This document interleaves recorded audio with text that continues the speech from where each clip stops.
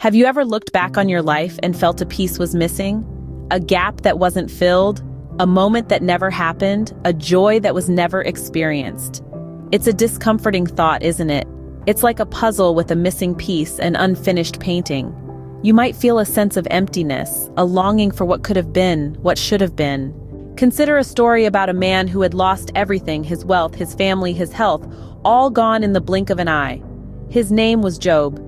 In the depths of his despair, he cried out to God. And do you know what happened? God restored him, doubled what he had lost.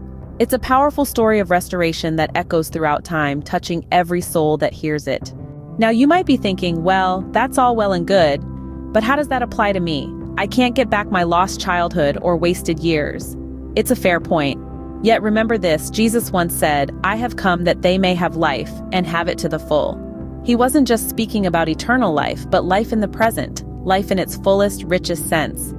What if Jesus could restore your past, fill in those missing pieces, those wasted years? It might seem impossible to you, but remember, with Jesus, all things are possible. He has the power to renew, to recreate, to restore.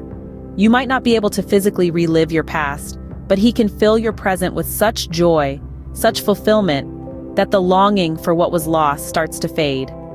It's not about erasing the past, but about healing it, transforming it. Jesus doesn't just offer restoration, he offers hope. Hope that your present can be better than your past. Hope that your future can be brighter than your present. His plans for you are for good, not for evil. He promises life, hope, a future. So what are the key points to take away from this? Firstly, no matter what you've lost, no matter how much time has passed, Jesus can restore it. Secondly, restoration is not just about recovering what was lost, but about experiencing joy and fulfillment in the present. And lastly, with Jesus, there is always hope.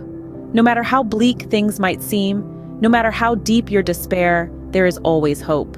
Remember, you are never too old or too grown up in his eyes. You are his child and he is your father. Trust him, rely on him, for he is a God of possibilities, a God of restoration. As we part ways today, carry this thought with you. With God, nothing is impossible.